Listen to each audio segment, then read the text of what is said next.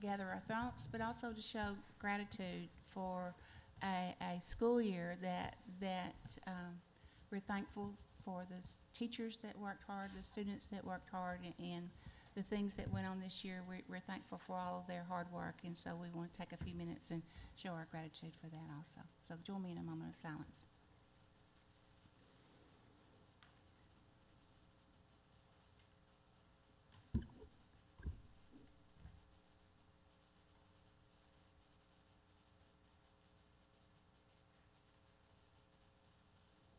Thank you. I want to acknowledge Cammie and Rodney and all of the ones that I'm sure had a big hand in the reception this morning. So thank you for that. And I know Dr. Hill and I and Ms. Psalm, we all enjoyed it, and you made us feel very special. So thank you for all that y'all did. And I know you probably had a team working with you, but thank you for all of that. It was very much appreciated. So thank you.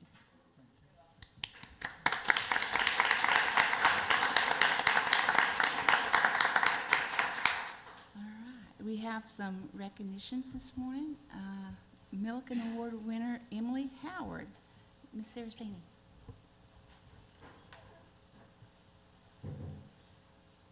This is always exciting when we get to celebrate teachers. And I know some of you had the opportunity to go to the Milliken Award ceremony held in Drew Central, Monticello District. Emily Howard creates a vibrant classroom community where students feel confidence, they're engaged, and love learning. She's a third-grade teacher at Drew Central in Monticello. She has a varied teaching experience. She loves her third grade. She is one of those lead teachers already through NIET. She's that master and lead designated teacher we want to mentor our new teachers, and she does that. So this is just an exemplary person, and we're going to celebrate her today because we have the Milliken Foundation Police finally came in, which you know these are hard. But just to give you a little bit about the Milliken Family Foundation, is founded by Will and Michael Milliken in 1982, and they really strive to provide recognition for teachers of excellence. And so this is so exciting that I get to announce that we celebrated Emily Howard of Drew Central Elementary. So Emily.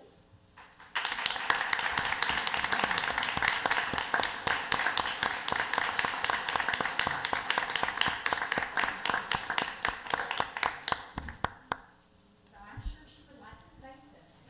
I did prepare just a little something to say. I'm very nervous. I typed it on my phone, so if you'll excuse me so I can read it to you guys. Because I didn't want this moment to go without just saying thank you. From the moment that I got this award, I was absolutely stunned. To be noticed, appreciated, and honored with an award like this just seems too good to be true. But the truth is, I have been working really hard in my classroom for the past 7 years. I work hard to make my kids feel safe. I work to ensure that they know the things that they need to know, and I want them to feel valued and loved. And I work so hard for them to get those aha moments that teachers just love to have. And so I've done all of that with an amazing village behind me. My incredible husband and my family and the amazing coworkers and admin that I have behind me. All of those people have helped me be where I am. But the truth is that there are hundreds of teachers across this amazing state in various districts and counties that have worked just as hard. And so I'm proud to represent them. I am proud to be a part of this incredible Milliken family. And I pray that I get to use this moment as momentum for our students in Arkansas and continue to impact the students in Arkansas because they truly do deserve it. So I want to say thank you to my amazing husband and my supportive family in the district, Drew Central School District. Drew Central School District, because they raised me, they invested in me, and they have helped me become who I am. So thankful to my Lord and Savior and to my family, and I just want to say again, thank you so much for honoring me today. The breakfast was wonderful.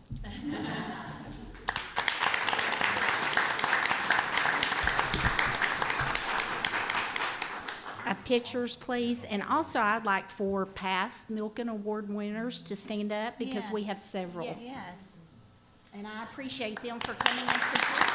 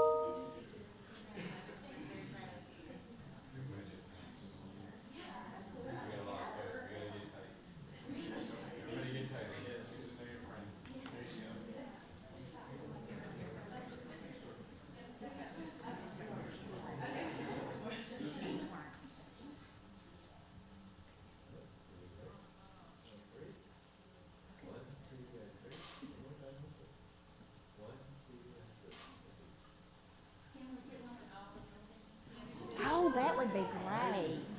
That would be awesome.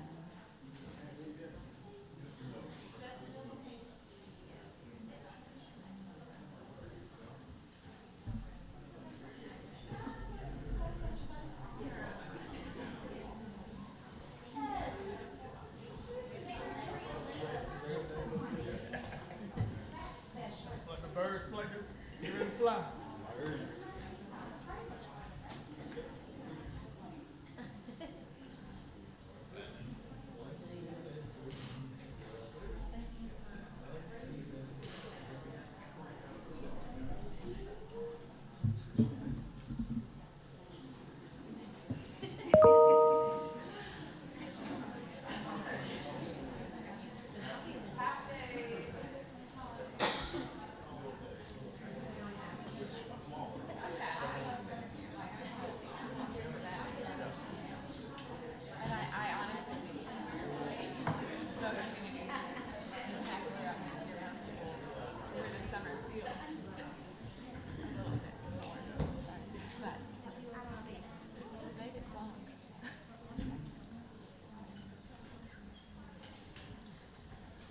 Well, congratulations, and we appreciate our Milliken winners. I'm sure they are going to all, not just our current winner, Ms. Howard, but all of them have so much to contribute during the time that we're transitioning and developing rules, and their expertise, I'm sure, will be a valuable asset to the department and those that are here.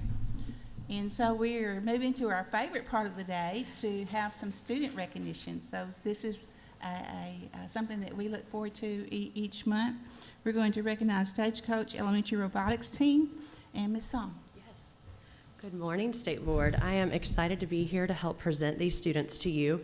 Most of you have seen them multiple times through my Teacher of the Year presentations, and so I am so excited that we actually get to honor them in person today. This is the Stagecoach Robotics All-Girls Robotics Team, and they started as an after-school club with volunteer teachers, spending time after school, a lot of time after school, building this robot, learning how to code it. They qualified at a regional tournament, their only tournament that they went to, and made it to state, and then they won the design award at state and made it to Worlds in Dallas. There was almost 800 teams, is that correct?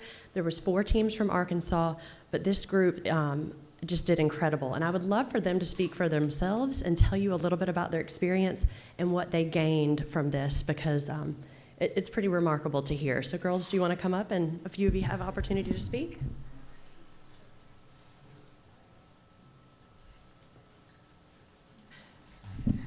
Hi, I'm Magnolia Song. Hi, I'm Lily Perkins. Hi, I'm Blaine Tierney. I'm Aaliyah White. Hi, I'm Ainsley Wood. I'm so excited that we have this opportunity. We are a league of its own from Stagecoach Elementary in Cabot.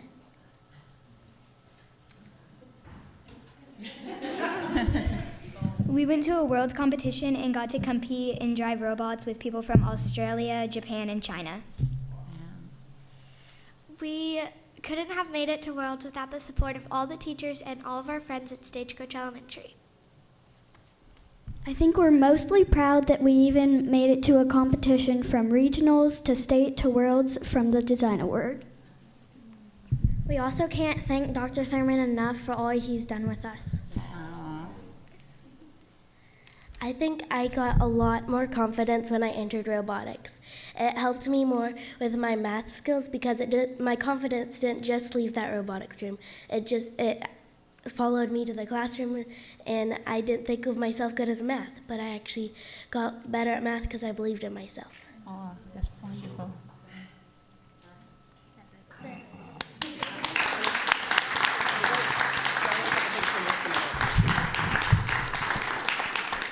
I did want to recognize their sponsors and their teachers. We have Miss House, Miss Cooper, Miss Cartwright is not here today, and then Miss Skiba is the principal at Stagecoach, and we have Dr. Thurman, the superintendent from Cabot. And I know they won't be here when I do my board report at the end, so I'm going to take one quick minute to thank my district for their support.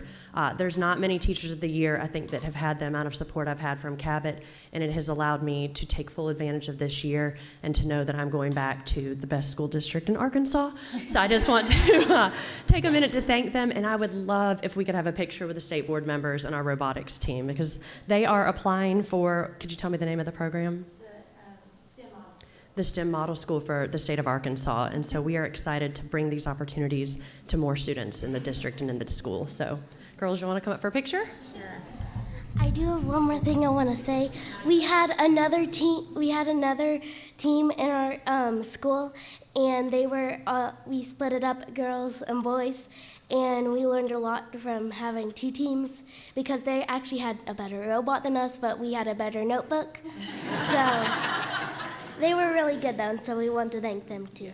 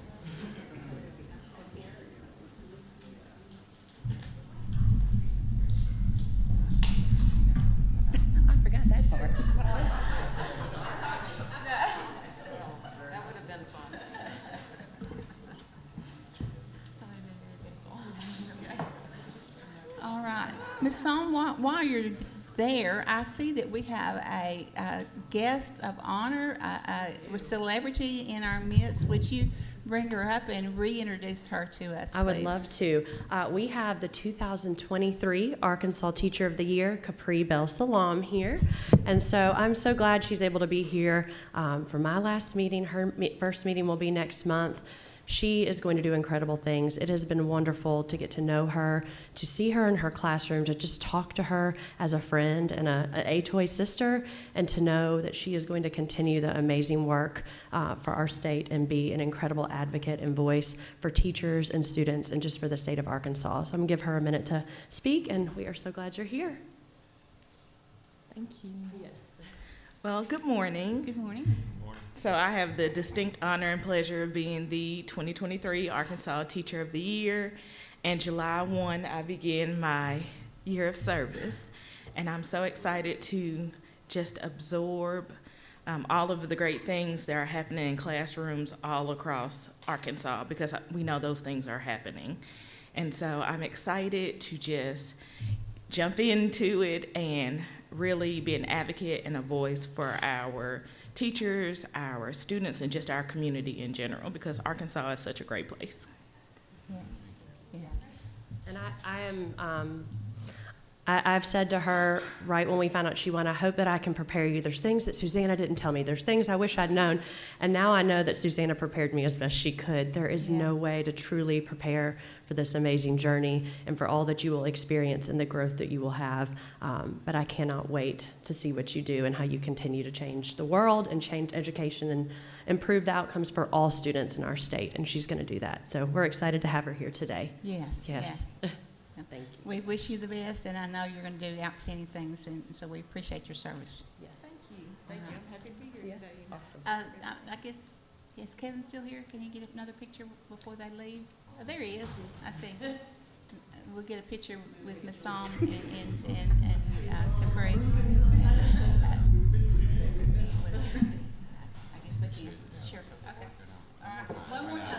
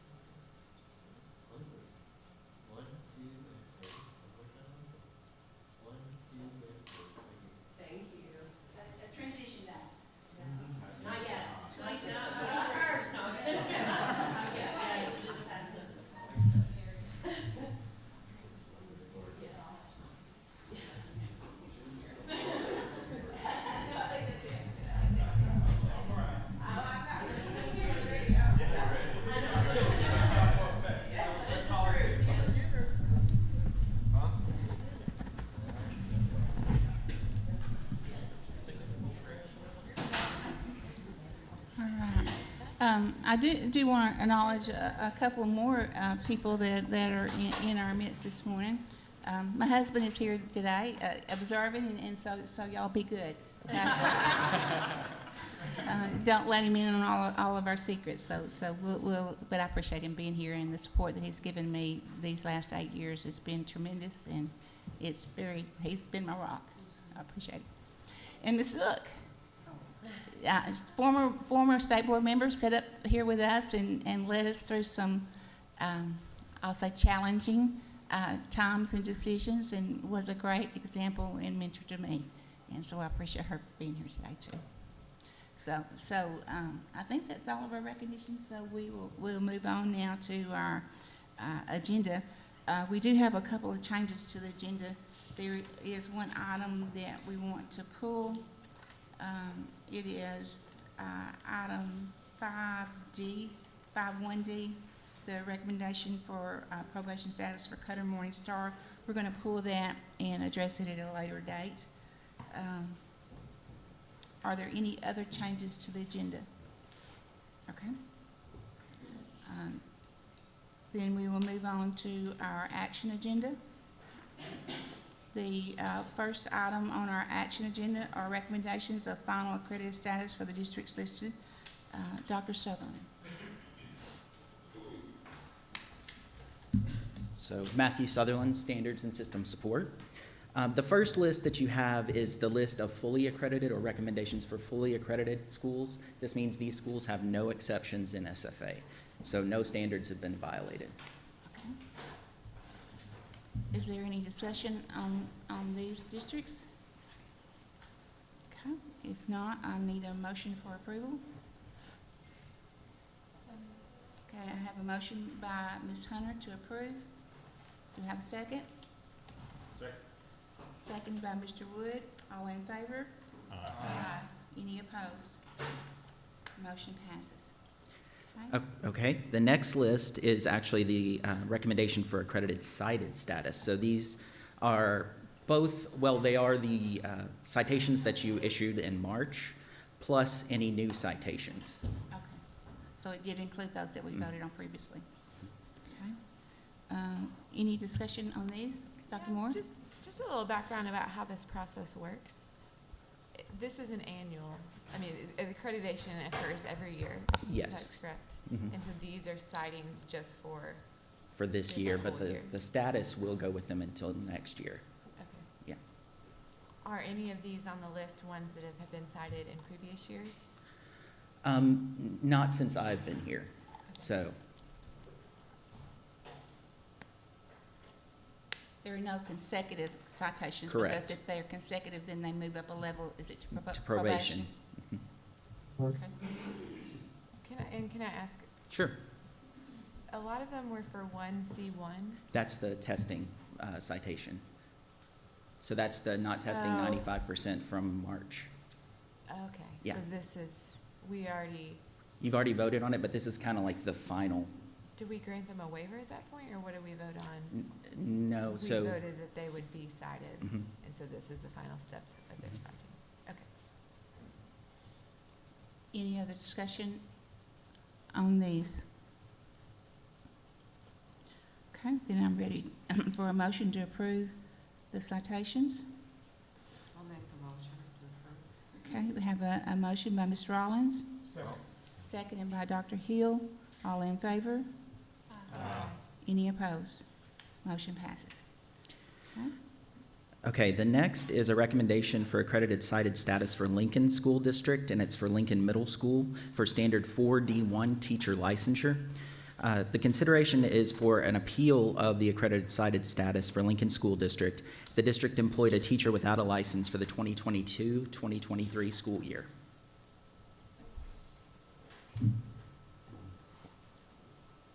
Oh, sorry. Good morning, Chastity Wagner, Legal. I have to give you guys the procedure since this is an appeal. So we have procedures that we have to walk through. So, give me just a second. All right. So, first thing that will happen is the chair will swear in anybody who is going to testify. And then the division will have up to 20 minutes to present its case to you. Of course, the chair can allow additional time if needed. The appealing district, which in this case is the Lincoln School District, shall have 20 minutes to present its case. If it needs more than 20 minutes, the chair, you can decide to grant more than that. After that time, then you can pose any questions to either side, and then you will make your decision at that point. Okay? If there's any questions, I'll be here. All right. Thank you. So there should be someone from Lincoln on the Zoom. Okay. Do we have someone from Lincoln on the Zoom? Yes, I'm here. Mary Ann Spears. Ms. Spears, is that what I heard? Yes. Okay, Ms. Spears, welcome. We will start this morning by swearing in anyone that is going to give testimony today that is not an attorney. Would you raise your right hand, please? Do you swear or affirm that the testimony you're about to give shall be the truth, the whole truth, and nothing but the truth? Yes. Thank you. Okay, we'll begin with the division. So let me just preface this by saying that our specialists work to keep schools accredited every day of the school year. So it shouldn't be an issue where they're carrying exceptions for long periods of time. So there's copious amounts of communication with the districts throughout the school year. Let's see, maybe it's not.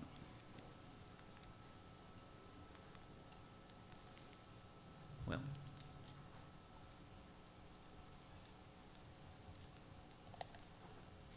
It's on. Advance the slide.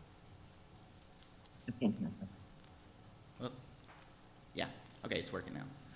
All right, so what you're looking at here is our SFA system. So this is our Standards for Accreditation system. It shows the districts their accreditation status at that moment.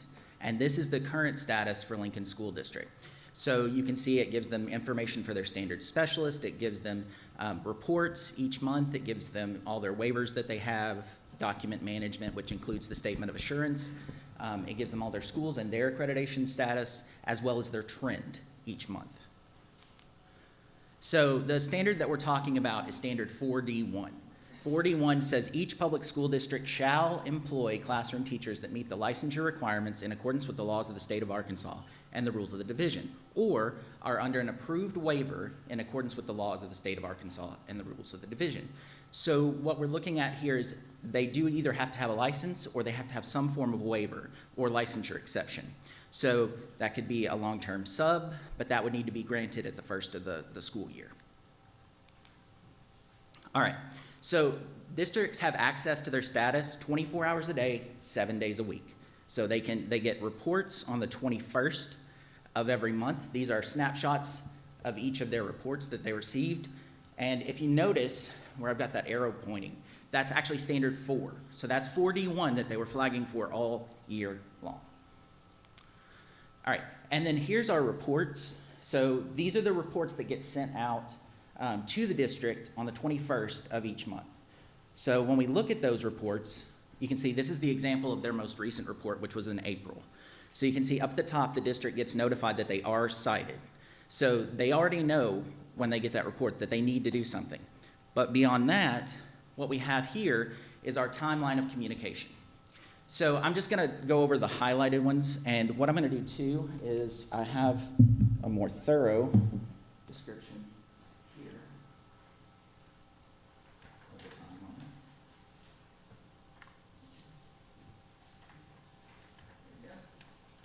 If you just want to give them to us, we'll pass them down.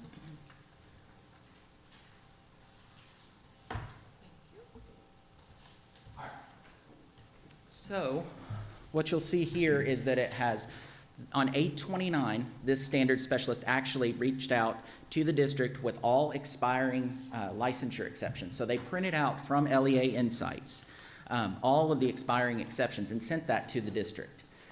Then on 12/6/2022, the specialist received an email stating that the teacher would graduate with her MAT on Friday, December 9th, 2023. So we were trying to work with the district to make sure that she was getting her license, she was working through her program. And then on February 3rd, the licensure unit coordinator responded to an email sent by the specialist to the licensure coordinator that they had not received anything from that teacher for this school year. Now you'll also notice at the bottom there's communication on 9/21 and 10/21, 11/21, 12/21, 1/21, and then 2/21. Those are all the reports that they receive each month.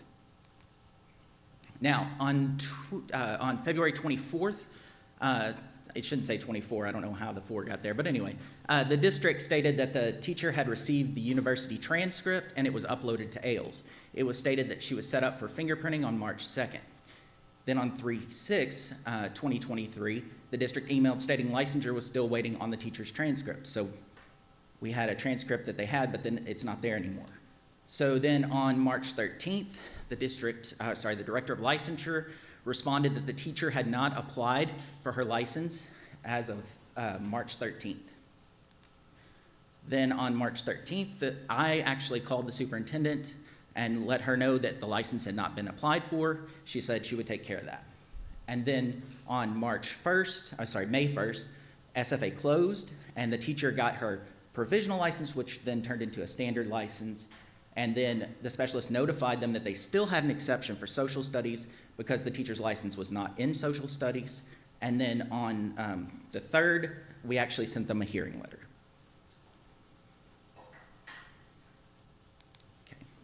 So this is just a summary of the outreach. So we have our monthly reports on the 21st. We have 26 emails directly to the district from the standards specialist. We have emails from the standards specialist to licensure regarding the exception to aid the district in clearing up the exception.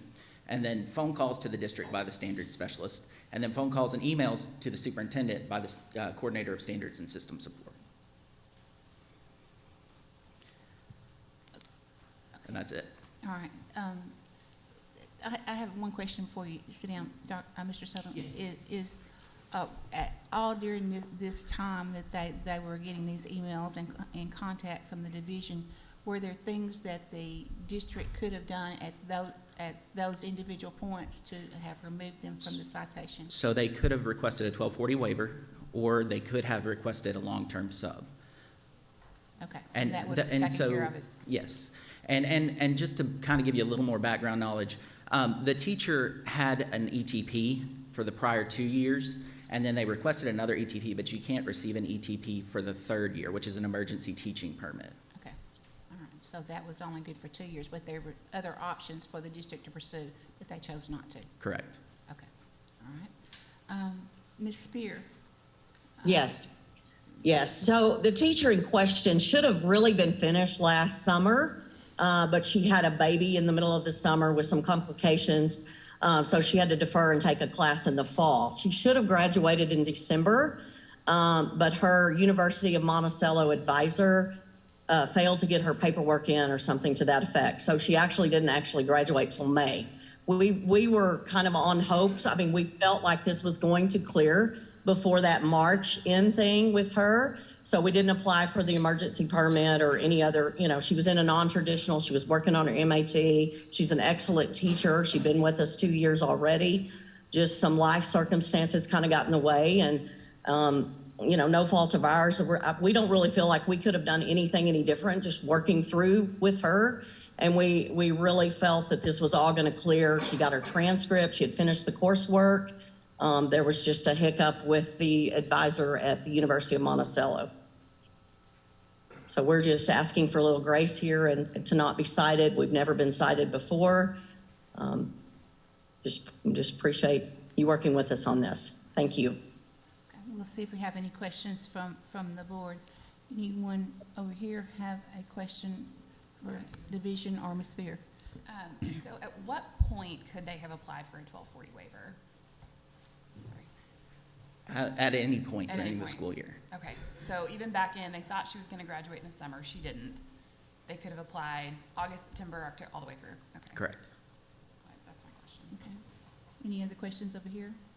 Over here, Dr. Moore? Yes, for the district, is there a reasoning why y'all didn't apply for that Act 1240 waiver? We weren't advised about a 1240 waiver at that point. You just thought because she would get her degree in the year that would cover. And she had we had her transcript, she'd applied for licensure, yes. Okay. I did notice, and this might be because of the process, but it says not until February, when her transcript was uploaded, she had a background check and fingerprinting. I'm assuming that wouldn't be the first, like you have to have a background check before. Yeah, she had done that already when she became employed with us, Okay. but that was a new regulation because she was applying for a standard license, Okay. yes. Okay. So she had to go through that process again, and she did. And so then what subject was she teaching? She was teaching literacy and some social studies. Okay, and so social studies is the one that she wasn't certified for. Okay. Fourth grade. Now back to the agency, Dr. Sutherland. What is the consequences for receiving a citation? So a citation is just a warning. Okay. So essentially, they would have to be cited 2 years in a row to then be put on or recommended for probationary status. Okay, and if so this were to happen again, Correct. it would come back in front of the board, is that correct? Correct. Okay. And at that time, they could be recommended for probation status. Okay. Yeah. Does this district have any Act 1240 waivers for any other teachers or anything else? Not that I'm aware of. Okay. Okay, I think those are all my We do questions. have some Act 1240 waivers for our high school, Okay, for teacher licensure? but not middle school. Are those for teacher licensure or for other issues? Yes, there is some, yes. Okay. So you do have some teachers employed under waivers? Not at this time, not anymore. We have in the past, but not anymore. Everyone else is fully certified. Everything's good. Okay, and I guess I didn't think, so this teacher now, has she received everything? Will she be able to teach this upcoming school year? Yeah, yes, she will, and she took a praxis and all that. She will, but she's moving to a different district, but she should be she should be certified for her new district, yes. Okay, thank you. Yeah, we're kind of caught here and she's leaving us, but it's fine. Husband's a coach, got a coaching job in his hometown. You can't fault that. We're happy for their family. Any other questions over here? Ms. Rollins?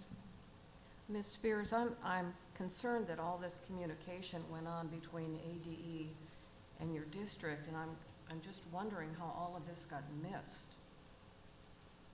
This took a lot of time. I'm sorry, Kathy, I can't hear you. Can you pull your microphone, Ms. Rollins? Sorry. There we go.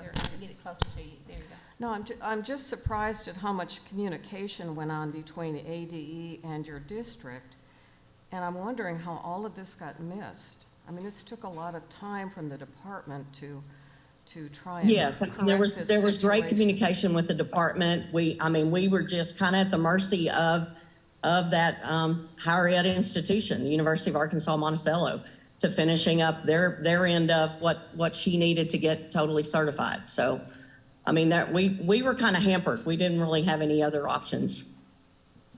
Can you tell us, I guess I didn't know what higher ed needed to do for her. Can you explain? They should have filed, she should have graduated in December, and her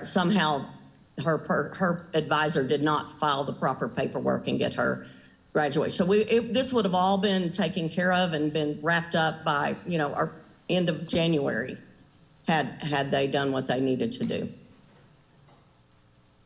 So they wouldn't normally communicate with the superintendent in the district on this? No, they were just communicating with her. Okay, thank you. I have a question for Ms. Dr. Hunter? Sutherland. So in all this communication, were options to remediate laid Yes. out? Yes, and in fact, I just got a text from one of my specialists that was communicating with them that on 11/16, there was a recommendation of a 1240 waiver. Okay, thank you. Mr. Wood, did you have a question? I don't think so. You have, Okay. My question has to do with, even after she got her degree, she still does not have a certificate in social studies. She's not certified to teach that. Were you aware that that would still be an issue? Ms. Spear? yes. We put her in as a long-term sub at that point when they realized that was going to be an issue, that she was only going to get the English certification. She was understanding she would be able to get both through that process. So, Dr. Sutherland, when did they apply for long-term sub? They did apply for long-term sub, but it was after the accreditation window had closed. Okay, all right. Okay, so they had opportunities all along, but then chose not to. Okay. Any other discussions? Mr. Henderson? Yeah, I have one in regards to the ETP. I noticed that for 2 years they were granted that, and the third request was denied. Can you elaborate on that a little bit for me, please? Well, generally ETPs are emergency teaching permits, and they're normally 1 year, but they can be extended to 2 years, but they don't go to 3 years. And is that in statute, or is that our rule? Ms. Saraceni? Carly Saraceni, Educator Effectiveness and Licensure. It's in our rules that it's an emergency teaching permit for 1 year. With exception, it can be 2, but it has to be worked out between the district and the department working with you to make sure they're on a path. And then we never grant them after 2. It's only for emergency for that second year. Thank you. Any other discussion from the board? Okay, we are ready for a motion on the recommendation. Dr. Sutherland, let me make sure I understand this. What is the department's recommendation? It's a recommendation of citation. Okay, so the department is recommending cited. Yes, ma'am. Okay, So we need a motion on recommendations for accredited site of status for the Lincoln School District. I'll motion for that. To approve? To approve. To approve, okay, we have a motion. Ms. Newton, Yes, I'm sorry, we need two motions. okay, First motion needs to be on whether to uphold the appeal or deny the appeal. okay. And then the second motion needs to be whether or not to accept the division's recommendation for the accredited cited status. Okay, thank you. Yes, ma'am. All right, so our first motion does need to be to either uphold the appeal by the Lincoln School District or to deny the appeal by the Lincoln School District. I'll move to deny, I think as I understand this. Okay, Ms. Woods is moving to deny the appeal of the Lincoln School District. Do we have a second? Seconded by Ms. Hunter. All in favor? Any opposed? Motion passes. Now we need a motion on their accreditation status. Whatever move to accept the department's recommendation. Okay, the recommendation is to have cited status for the Lincoln School District, Lincoln Middle School for teacher licensure. Yes, ma'am. Okay, so we have that motion by Ms. Woods. I'll second. Okay, seconded by Mr. Sutton. All in favor? Aye. Any opposed? Motion passes. Thank you, Ms. Spear, for being here, and I'm sure that you and the district will have this taken care of in the near future. Thank you for your time. Appreciate it. All right. All right, the next item was removed from our agenda, so we're moving on to the consent agenda. And we're going to take up kind of a discussion that we had last month on long-term subs in relationships to ALE. And we asked the department to do some research and then to get back with us on that issue. So, Ms. Saraceni. Carly Saraceni, Assistant Commissioner. So in your packet this time, I know it's very small, but we went ahead and put all the percents for the long-term subs as Mr. Wood asked for last month. Also, I just kind of want to give some background. As we were researching this, we had to own it that we did not have procedures or protocol in place, and so some things have maybe slipped through the cracks, and those ALE long-term subs should have never gotten up to this point. So we have been busily working to put in standard operating procedures so this would not happen again. And so this time when you see the long-term sub list, we literally, if it said, there's a drop down when they fill it out, when the district fills out the form, and again, it's always self-reported.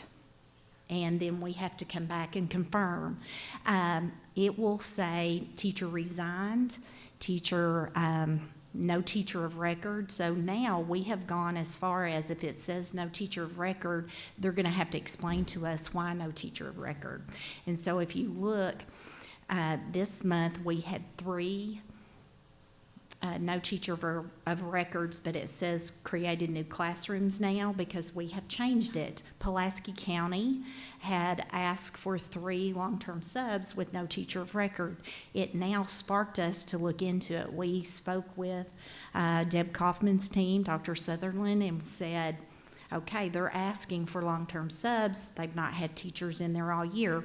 Come to find out, they went over their teaching load of 150 students, so they had to create new classrooms. So we are now digging into each individual waiver exception that comes to us, and so we're really putting in procedures to make sure our students have qualified people in front of them. And as you see, those long-term subs are not back on this month for ALE. I know next month there will be deep discussion and a report about specifically ALE. So you are still working on the ALE issue, and you're going to bring that specific information back? I will not specifically bring it, but Matt Sewell and his team will bring it back, who's over ALE. And so you will not see, we're not granting the long-term subs for ALE from my office. Okay, so those have essentially been denied, I guess. They have. Okay, all right. did you have something you wanted to add to that? No, I think Carly. If you're asking what constitutes a long-term sub, this may be helpful. We look at, you must hold a bachelor's degree and you must have a current background check. And so those things we look at. And so when we were looking at those ALEs 2 months ago, 1st of May, we denied some because they did not have background checks, current background checks, and bachelor's degrees. So we do have things in place, just not enough, but we are getting them in now. Okay, all right. Are there some questions for Ms. Saraceni? I was just Ms. gonna Woods? ask, has anybody communicated with Ms. Allenbaugh, who actually brought all of this to our attention? I haven't, but I'm sure that we can talk about it, and I'm sure we'll work on that. Okay, I was just curious. And also, Mr. Wood made me start thinking about what we give to you for the waivers. Would you like it if we put in there the waivers that looks at current waivers compared to last year number waivers, so that each month you can kind of see where we were this year compared to last year? We do keep up with that, and that can be part as well. You've made us look at a lot of different options, so it's a good thing. It's a learning experience for us, and we want to do better about communicating that. And, you know, we're all here for the kids, and we want the most highly effective teachers in front of our students, because that's what makes the most difference on student outcomes, and that's why we're here. Absolutely. Dr. Moore, did you have a question? Yeah, so when I'm looking at the document that you provide us with percent of teachers on ALPs, at the end of the document, there's a long list of a lot of entities that aren't like a typical school district. Yes. Are those all entities that are required to employ teachers? Yes. Okay. So maybe like a DHS facility. Right. There are. And then some are co-ops, and are Correct. these other co-ops, are they all for ALE, or might they be for other programs? It could be, a lot of your co-ops have your early childhood, your ABC programs, so it could be that as well. Okay. I didn't know if this, looking into what's going on at Archford, triggered looking into all the other ALEs at co-ops to see what they're doing for their teachers. We are putting procedures in place so that it doesn't occur again. We're looking into everything. That's why you see that long list at the bottom of different entities. We want to make sure you see everything and we're transparent. Okay. Do we know how long they had been employing the long-term subs at Archford and at other co-ops? Like, has this been a long-term practice, or was it a short-term gap, or do we know? That is something that they are going to take up with you next month and go into detail. Okay. Dr. Pfeffer, did you have something you wanted to add?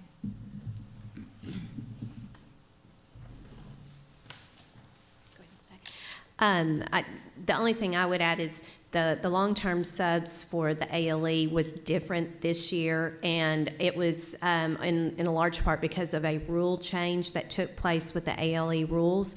That rule change didn't go into effect until the school year had actually started this past year, so it was late in the fall. So there were more staff required for ALE programs. Unfortunately, the way all that happened, it resulted in not having licensed teachers with students. And so that is a lot of what next month the people who are closer to the working with the ALE program will be able to detail out for all of you. So this was an anomaly this year with long-term subs with the ALE, and to that degree for sure. Any other questions on that item? Thank you, Ms. Saraceni. Okay. Just a couple of things. Okay. This chart is really very good and actually gives us pretty good perspective and might even paint a better picture of the classroom than when you hear lots of anecdotal examples. This shows that really, I mean, almost every school district is below 1% as far as long-term subs go. And I mean, so many school districts are less than 5% of alternative licensing plans. So it's actually very positive. I think the chart demonstrates that. I would love to see maybe a state average number so that we can have something to compare. every individual school district too. And then maybe even at the bottom, a grand total that shows total number of ALPs in Arkansas and what percentage in Arkansas and all of that, just so that, you know, as we look at the statewide picture, what we have to look at. But other than that, I really appreciate this information. I've kind of done that. That's why I asked if you wanted that, because then and compare it to where we are now from last year. So our ALPs this year for 22-23 were 1,403. Last year at this time, it was 1,139. So I can start putting that on there, and next month I'll round out and do that for you. Long-term subs this year, and long-term subs are granted by semester, so it's really double. So when you think 1,112, it's a lot, but then you cut that in half, and so it isn't as many. Sure. It's just doubled. And at this time last year, it was 1,014. So I mean, it's pretty, we're holding, it's not jumping tremendous, but I'll have that. That's why I asked you if you wanted that. So you made us start looking at our data, and that's what we want to do a better job. And it does portray that we do not have as many unlicensed staff as you would think. Ms. Saraceni, is there any way to take that data and also include for districts or even looking at it statewide, 1240s, and put those in there? Because, I mean, when you start talking about unlicensed teachers, we have to think about 1240s also.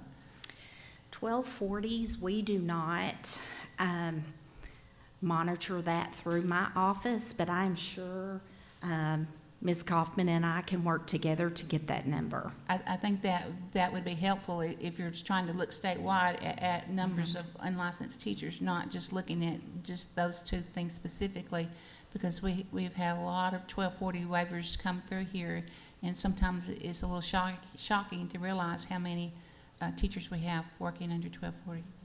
We can, and you would like that statewide and by district, maybe even by region, by co-op. Sometimes that gives you that look. So maybe not just at, and maybe that's what we need to look at, is do it by state, then maybe at the co-op region, and then down to the district level. And so that kind of gives you that feel of where is that geographical shortage area really is. We could possibly, we'll work on that. Okay. I echo that by district. I feel like when we've had districts come reapply for Act 1240 waivers, they can't even get us a finite number of how many they have employed. And maybe not your office, but their office tracking that. If we could get that data at that point in time by district, would be very helpful as we're seeing the bigger trends of what's going on across the state. I think the communication between you two would be awesome. And we are working on I know that, you and are. I'm going to miss her terribly. I know Don't it. make me cry. But Yes. I kind of showed when the issue came up with the long-term subs, how we have just started. I mean, just like with Pulaski County this month, you know, why is there no teacher of record? I mean, we got with them, we saw that it was a flag with standards for assurance, and then we could communicate that to you and give you an explanation. So I think we can work together and make that happen. We will. One thing I do want to add, Dr. Moore, to your statement about the 1240 waiver schools not knowing how many. So one of the things that, as Dr. Sutherland and his team has dug into the data, is that in some school districts, they're very detailed about looking at their staff and entering the data in eFinance appropriately for each person, and only marking the educators on 1240 if the 1240 applies in their situation. In other school districts, we've seen that schools, for whatever reason, know they have a 1240 waiver, so they just mark everyone 1240, even though some people were licensed. So what Dr. Sutherland and I just discussed is we'll run a report of everyone with a 1240 waiver for 41 and reach out to them and just remind them that the 1240 data will be coming to the state board in the future, so they have a chance to get that data cleaned up. That would excite us, because you know we love clean data. Yeah, that's great. Thank you. Any other questions or comments on this issue? Okay. Thank you, Ms. Saraceni. Are there any other items on the consent agenda that you would like to discuss? Yes, Okay. Hi, good morning again. Shasta with legal. There's one thing on for the CAPS consent items. ARVA had two requests on their amendment request, and they actually have asked to pull their recension of their waiver of 6/17/2403. They're going to pull that off this because they're coming back to the CAP next week to request that waiver again. So that's all there is to change there. Okay. So did they have two waivers? They were combined in the same request document. Okay. But they want to keep the one and change the other. And I know that's a little messy, but that's just kind of what we have to deal with. Okay. All right. Any other changes to consent agenda? But the other will be seen by the charter authorizing panel. So the other has already been to the panel and they were approved. They're going back to the panel next week to take care of that waiver issue. Okay. Anything else? Okay, I am ready for a motion to approve the consent agenda. So moved. Okay, we have a motion by Mr. Sutton to approve the consent agenda as adjusted by Ms. Wagner's comments. Seconded by Dr. Hill. All in favor? Aye. Any opposed? Okay, motion passes. Thank you. All right, that's the end of our normal agenda, and so we are moving right on. Are you happy, Mr. Sutton? Absolutely. So we are to new business. Is there any new business to bring before the board? Okay, we're to the report section. Anyone from the board have something that you would like to share? I know that I've been seeing Dr. Moore hard at work for NASB and moving into her president-elect position. So we're very proud of you. Well, it'll be October. October, So I but still got a you're while. still. I'm seeing some emails and things, so I know you're hard at work. I do. I mean, I was saying earlier, NASB is a small organization because it's only specific to state board members in other states, and not every state even has a state board. But the value that I've gotten out of it is getting to know individuals in other states. And so I talk to a close friend, a Texas board member, every month and talking about the issues that they're seeing. And so I will plug, if I can help you get connected to other states or people, it is helpful when we're facing issues to see what other states are doing along these same type of issues. And it turns out we're all in the same business, but we do it totally differently. Yeah. And so there's a lot to learn and a lot for us to learn and grow in that. They do a new member training, Yes. and it's virtual, so it's a little harder, but I found it very helpful to go to do a Zoom on the Roberts Rules of Orders and those type of things that as a board member provides some that kind of development, and they're doing those this summer. If anyone wants to get connected to that. Yes, I'll plug that too. I did it, I think I'd been on for a year, and I think it's up to the first 2 years. Yeah. They consider you new. Yeah. Highly recommend. They're like 3 meetings over 3 different months. Yeah. And I thought it was very helpful. Yeah, I will echo that. I attended and mine was in person, but still, it was very helpful to just kind of ease you in and let you understand the operations and the expectations. So I would echo, if you have not attended that new member training, it is very valuable and would be helpful to you. Contact Dr. Moore. I'm sure she'll get you fixed up. Absolutely. Okay. Anything else? Okay. Secretary Leva? So I got quite a few things that I'd like to go over if it's a pleasure of the board during our update. And the first thing I'd like to do is introduce our new Commissioner of Higher Education to our state board. And I'd like to call Dr. Ken Warden up to the podium just to talk a little bit about his background, experience, and some of the priorities that the Higher Education Board is going to start taking on, and maybe identify opportunities that our board can work a little bit more cohesively with that board to make sure we're transitioning our students from K-12 to post-secondary opportunities seamlessly. So as a scholar, I'm sure he has about a 38-page dissertation brief for us, but I'm excited to be here. Welcome, Dr. Warden. Thank you very much. It's my pleasure to be here. Dr. Moore mentioned, she said, I'm not sure that we've heard from our Division of Higher Ed in one of these meetings before. So it's my pleasure to be here. I'm delighted to be on the job. This is my, I guess, 6th working day on the job. So with that said, I've got it all figured out by now. So we've got great plans. And, all kidding aside, we have a great team over there, but we have some work to do. And we are going to work hard to work with our division of elementary, secondary education to line the things up, align better and make some gains in making sure that our folks that are leaving our public high schools and private high schools have good opportunities in higher education, and that we are more seamless with that, and that we're working together to align with everything we need to do to make opportunities for our students better, easily accessed and attained, and that the career outcomes are there, career opportunities are there upon graduation. So my name's Ken Warden. A little bit about my background. I cut my teeth as an automotive technician when my hair was a different color many years ago, and then got into higher education by teaching automotive service technology for 9 years at what's now Arkansas Tech Ozark, but was formerly a Contense Vocational Training School, Arkansas Valley Votech. So that's where my depth is in education, is probably in career technical education, but my breadth extends across not just two-year education, two-year schools, but I worked for the University of Arkansas at Fort Smith the last 9 years, serving there in the workforce education role and outreach role to business and industry, serving as a dean of the Applied Science College for 6 years, and then most recently in legislative affairs and compliance. So I do have a broad range of experiences in higher education, but really the deepest part of my experience would be in career technical education. So I'm excited to bring that to the fold and work with this group.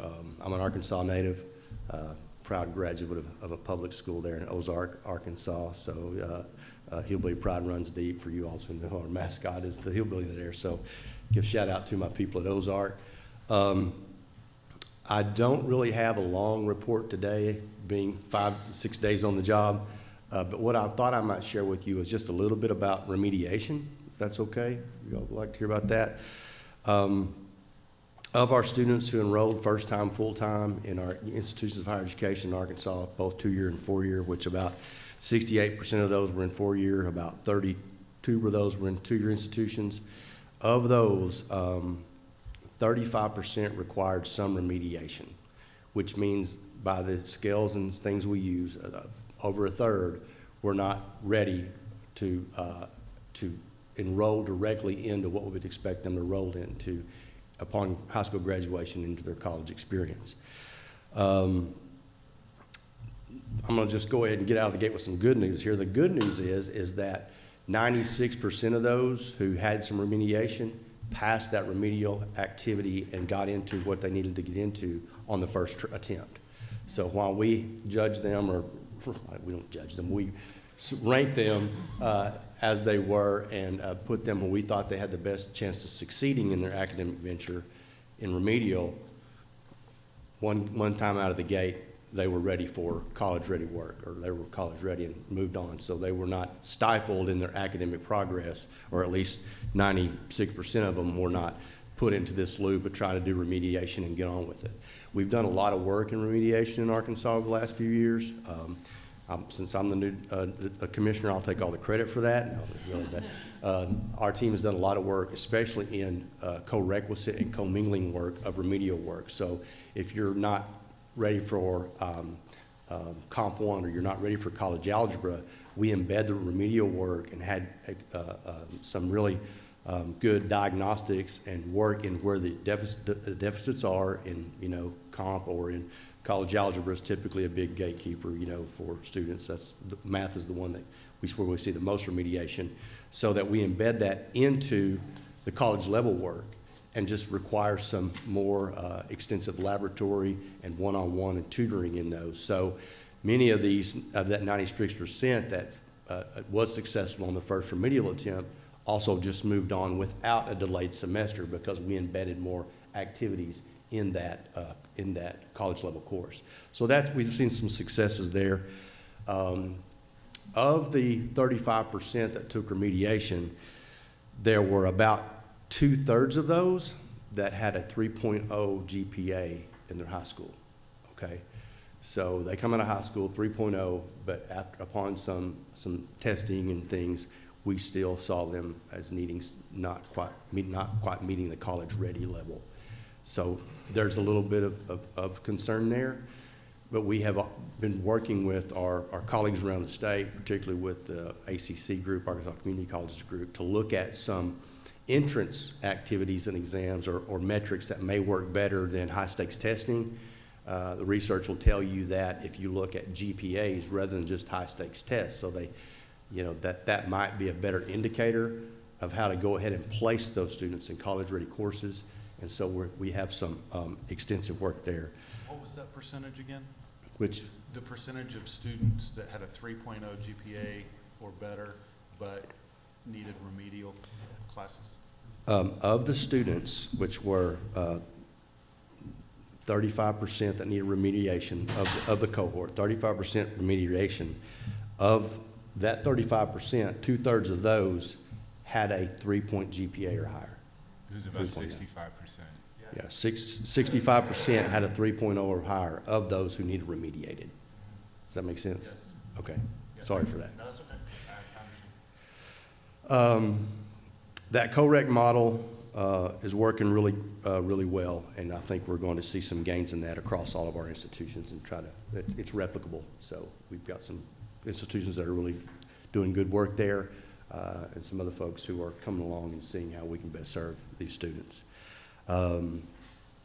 So, as I meet with you in the future, we're happy to address whatever you guys need, explain some of the alignment tools that we're going to develop, working with the secretary and our folks here in the elementary, secondary. Affordability is going to stay on the front of our mind. Degrees that Arkansas needs and that have career outcomes are going to stay on our mind. And also we think just, out of the gate here, I think we have some opportunities to improve some course standardization and transferability, particularly in some of our technical fields. We have a course transfer system in the public institutions in the state. If you take it in Arkansas from one institution, it's good at the next. But there are some things we can do, particularly on the technical side, to make it a little more standard. So those are just a few of the priorities that we're looking at out of the gate. Again, 6 days in, knowing everything there is to know about this job, that's where we want to be. But all kidding aside, I'm very blessed for this opportunity. I'm super humbled by it and glad to be here to serve. And we're going to make more and better opportunities for Arkansans. So if I can also add, thank you, Dr. Warden, for taking time out of your very busy, was it third day, fifth day? Yeah, it feels like, it feels really short, but yeah, it's been 6, but it feels like a year's worth of stuff packed in about 6 days. I could tell you when it was announced that Dr. Warden was joining the team, it was very well received. I heard from a lot of chancellors, a lot of university presidents, a lot of people in K-12 to say, wow, this is someone that's going to help us make a difference. Because if we're all doing great work, but if we're doing great work in silos, then it's not a good system that we're really creating to set up our students for success.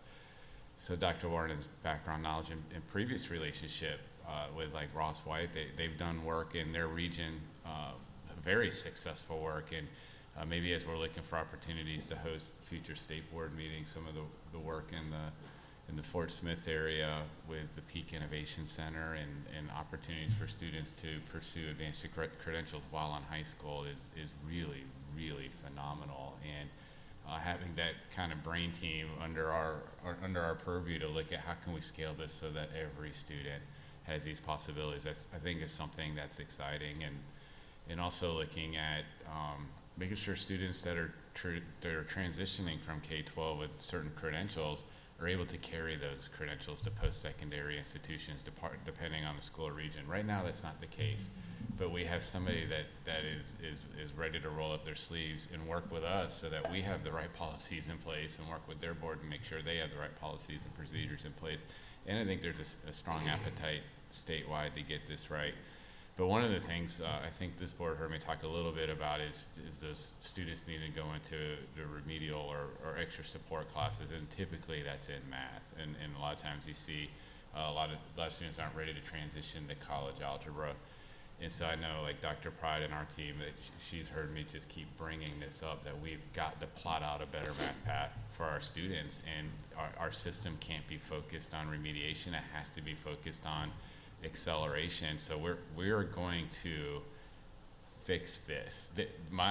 Our vision and hope is that there will be zero need for remedial courses at the post-secondary level. But as we go through this, I know there's opportunities that we need to have with districts, because I start pulling data and I start looking at accelerated math opportunity. There's a lot of school districts that don't quite have high school opportunities or opportunities for students while in high school or in middle school to earn high school credit. And if you're not taking algebra by 8th grade, you're really missing an opportunity to be truly accelerated through math. So I think we can do a little bit better in that and look at closing that down. But then I also pulled some raw data, and you hear about 1/3 of the students that go to post-secondary institution aren't ready to go into grade level content at the post-secondary institution right now, because I've been pulling data. About 1/3 of our high school seniors don't have a full schedule. So I'm thinking there's a strong correlation where there's an opportunity to take math readiness courses instead of going home and hanging out. So we have to change the mindset, we have to change the culture, we have to change the expectation, because the correlations are very significant, and it starts with creating a system that's built on acceleration and the belief that our students can do the work. So we're going to make progress on this rapidly, and this is something that we're definitely prioritizing, and I want to make sure that this board and the higher ed board knows that this is definitely something we're going to act with urgency on. Yeah, I just wanted to thank you for that, because I was that student. I graduated high school with a 3.89, and I started in pre-algebra. And I remember, I think it was in my 2nd or 3rd remedial class, they're like, "Why are you here?" And I'm like, "I have test anxiety, and I just couldn't get enough to get in the class." For 20 years, that has always been. I had to take 3 unnecessary classes just to get the college credit that I needed to be able to move over. And I think this is phenomenal. You know, if Secretary Oliva would have looked at my freshman transcript that first semester, he probably wouldn't have hired me. I mean, it's true. But I mean, I remember like an advisor looking at me, and the way she looked at me at the time made me feel like I was dumb, because like I couldn't get into college algebra, even though everything else on my transcript seemed to indicate that I should be able to. So I think this is great. There are a lot of stories like yours and like mine, you know, that where we can do a little better job. You know, someone should have beat me over the head and not let me out of school at noon on my senior year of high school, and made me a little, you know, all kidding aside, what I hope to do through this is as we work and model our K-12 higher ed division alignment, I think we're setting an expectation that we're going to see that in our communities and with our colleges and with our secondary schools, doing some more framework curriculum, things like that. Those tools are there. I think if we're a little more intentional and modeling that at the administrative level, at the state level, that we're going to set some expectations that folks do that around the state, and I think that even that alone is just going to have some gains. So I'm happy to answer any questions. Please I may not ask them lots of questions. may not have the answers. Please throw me a softball if anyone has just an easy one. Mr. Wood? Dr. Warden, thank you for being here. I look forward to hearing from you as often as we can, and I also really respect your background and what a unique perspective you bring to the job. I think it's much needed in Arkansas. I would also point out that, you know, there's been a lot of discussion about we have a relationship on both ends of a student's college career, where we're handing you a bunch of students for their college experience, but then a small number of those you hand back to us in the form of teachers that will be in our classrooms and you know, shape the lives of the next bunch of youngsters. And so I know that there will also need to be a lot of work in that relationship also. I look forward, and I know you're only 6 days on the job, so I don't expect a lot of information today, but I look forward to hearing about recruitment of students into the teaching profession, and interest in high need areas of Arkansas for them to go and serve to, how you can work with us, how our boards can work together, whatever, to attract brilliant minds to go into high need areas. And then also, you know, the standards that we expect teachers to be prepared for, and specifically science of reading, and the culture of accepting that in higher ed and preparing teachers to be ready day one to implement those whatever. Well, I think it was maybe day one that I received an email from Carly Saraceni, who's leading the teacher prep things, and that says, "Hey Ken, you're on our committee, so get ready. Here's our meeting." And I've actually received more than one of those type emails. But just to your point, I don't know a lot about the details, but I do know that folks on our team are already involved with teacher prep and improving and making gains in that area. And so being part of that committee to help bring that along and working with all of our groups, I think is going to help.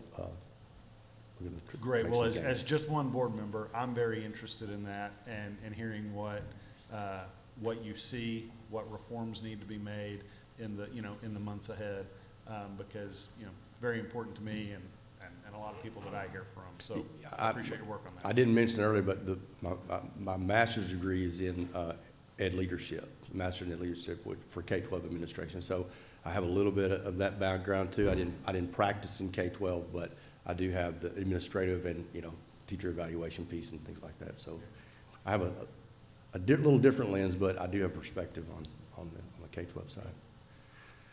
I was just going to say, in that regard, we see too many, or hear of too many graduating teachers that have a lot of trouble with the praxis exam. And I don't know where the shortfall is, but somehow I hope you focus on that, or get the universities to focus more on that. I think that high stakes tests can be a challenge to some folks. I think that, but it is the standard that we're expected to meet.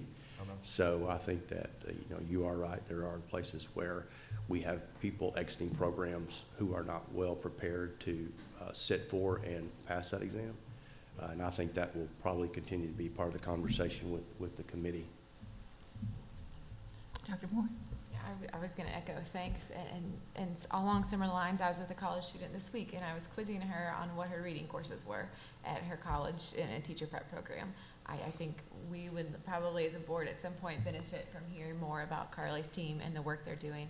I also think we'd benefit a lot from having a conversation at some point about concurrent credit and what that looks like at our high schools. And I know that's varied by district across the state, and y'all are digging into it and your team works on it, but I don't think our board has ever dived into that issue very much, and it's I think something that would benefit us all to have those conversations. So I'm so glad you're just here. one quick comment on that. I think we have a lot of room to improve how we facilitate concurrent credit to benefit our kids, to benefit our state. The models of how people obtain concurrent credit in our state, and from where they obtain it, and how that is transcribed, how that is how they pay for that. Even though we have some opportunities in scholarships and concurrent scholarships, is just really all over the map. And I think putting some guardrails on that is not only going to help our students, but I think my colleagues I've talked to in higher ed are hungry for that type of support at the top. So that's some work I'm eager to get started on. Part of my prior work that as a dean also included a secondary technical center where we awarded concurrent credit and had direct pathways. And as Secretary Levy pointed out earlier, those good things happen in pockets. Replicating that and standardizing of how we do concurrent credit, I think would benefit all of us if we do it right. That's exciting to hear, and in particular exciting to hear in the CTE space as well, but looking at academics and finances. I was talking to Ross earlier about looking at our frameworks at K-12 and then our programmatic accreditations. It's better than I think what most people might think, but again, being intentional about that with our K-12 partners and our higher ed partners, commingling those folks on professional development, curriculum design, putting those folks in the same room to say, when they get here, they need to know this, and we're teaching them this because our industry partner told them that. Are we all tracking? Are we using the same, lens on this activity? So I could rather just interpretation on that, but I'm not going to We'll do that get you today. a one-on-one setup. Okay, thank you. I may have overstayed my time at the lectern, but anything else? Dr. Warden, I had one more question. Going back to your data that you were talking about earlier, the remediation, do you keep any data on their success rate as far as long-term, getting a degree, completing their certification? Those students that come out of high school needing remediation, do they stick with it and succeed in what they're aiming for? So I have looked at that data. I'm not prepared to discuss it today, Okay. but I'm happy to in the future come back to you and talk about students that remediate and what their retention is compared to their cohort and their peers that were not remediated. Is Yeah. that kind of what you're asking? Yeah, I was just curious, if you look at the two different ones, I almost think that the ones that had to go through remediation might do a better job of sticking with it than some of the other cohorts, but, I don't know how that would play out. I will get some better data, some recent things, and maybe with your blessing, get back on the agenda. And I think part of this is, the hope is that this is an ongoing update, collaboration with the board and Dr. Ward. And so as we think of things, just send it our way, because we're not going to know everything we want to ask right now, but as we leave and we're, reflective, we're going to be like, oh, I wish I'd asked this, I wish I would ask that. So you'll have his cell phone number, call him anytime. Ken.warden@adhc.edu. So warden like a game warden. So yeah, I think Mr. Henderson, did you have? Yeah, I was just going to add, first of all, welcome. Thank you. We're very excited about your new role. Not to echo what the rest of the board members have said, but I will share that I'm probably one of the most excited persons in this room. I've been working in the technical component system over 30 years, and for a long time, I watched this blueprint sitting in the closet gathering dust. So just your presence, just the initiative, I certainly see unbelievable value. So look forward to working with you in the future. Thank you. One comment, and then I'll get off the stage here. I think for too long, in some folks' eyes and in our society and our culture, we've separated technical education from higher education. Those are the same thing. Yes. Those are a means to an end, and it's a mistake for us to put that in our vernacular that way, that those are two different things. And even by just our common sense of how we discuss these things, I think it's important that we focus and try not to do that, because opportunities are opportunities. Talent is talent. We align our talented kids with the opportunities that they want and that our state needs, we're going to win. Yeah, very good. Well said. Yeah. Thank you. Dr. Warden, we appreciate you being here, and I think you have a great asset there in Mr. Henderson that you can call on. I think Ross has already figured that out, so we just volunteered him that he can help you out. But we appreciate you being here this morning and updating us, and I know it's going to be a great partnership with the board going forward. It's an honor. It's my pleasure. Thank you. Thank you. Thank you. So I have more. I know I'll cut you off this month. So I also wanted to see if Shasta could come back up and do an update on some of the actions we've taken since last week. We're at the Earl School District meeting, and we want to just give this board a little bit update on what we're doing with the vacancy for that board that we're getting established moving forward. So if you could. Yes. So you all know that we decided to take applications for the one open board slot, which is in Zone 2 in Earl. So what we are doing is we are accepting applications kind of similar to how we did with Pine Bluff for that zone. Those applications can be sent directly to us here at the department. We're going to accept applications until June 23rd of 2023. They can find that information on our website. And you can actually go to Earl's School District website, and it is actually linked directly to our website as well. So we look forward to seeing some good applications, I'm sure, from Earl. So just other kind of highlights, if you remember last time we had our formal board meeting here, it was still during Teacher Appreciation Week. So I always want to go back and reflect and thank all of our teachers and leaders for closing out a wonderful school year. And I think just about every school that's on a traditional calendar has had their last day. In fact, some of the teachers I talked to this morning, I think next Monday is their last teacher work day. So while I know a lot of people think, well, school's out for the summer, there's not a lot happening in school districts. Well, this is a really busy time of the year for our superintendents and our principals, and we're doing a lot of work in professional learning this summer to support seeing the outcomes and improvement they want to see. So we're really excited to kind of end the school year on a high note. We know we still have a lot of work to do. We're rolling up our sleeves so that we can welcome our students back into a ready classroom here in August. So been participating in a lot of professional learning opportunities, traveling to conferences throughout different co-ops, different regions throughout the state. I think we've had 3 town hall meetings with the governor to talk about LEARNs and what does that mean for schools and the communities. Since the last time I was here, it looks like we're gonna have another one on Monday, maybe somewhere up in the northern northwest area. So we'll keep you up to date on how that's going.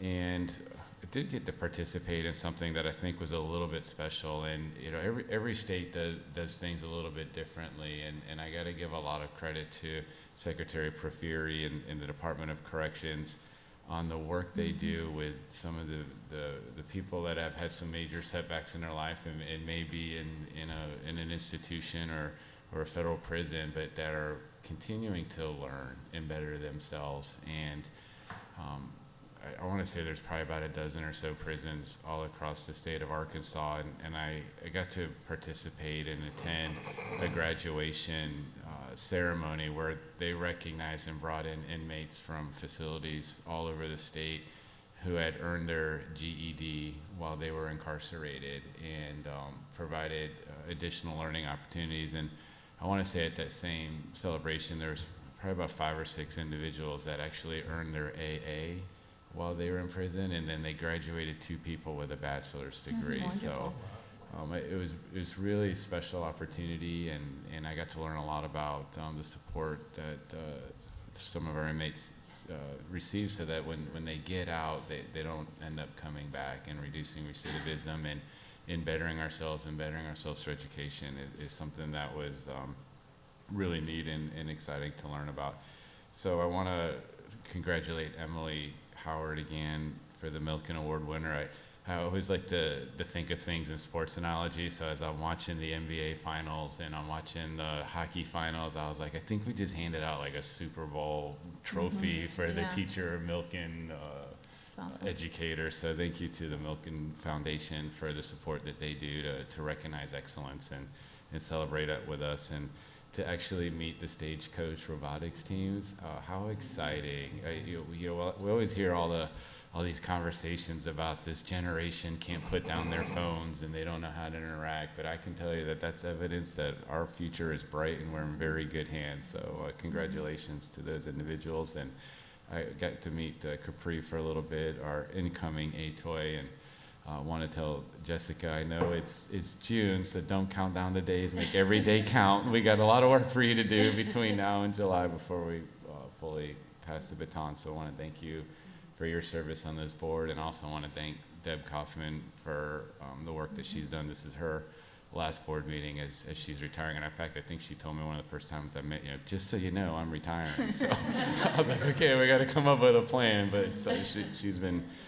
I think this board knows the work that she does, but when you look at the technical nuances and accountability in federal programs and the years of knowledge and experience and how sophisticated that work is, she's handled it with dignity and grace and just in almost perfection. So thank you for what you do for the state and the years of service that you've given. So we appreciate you. Can I say something?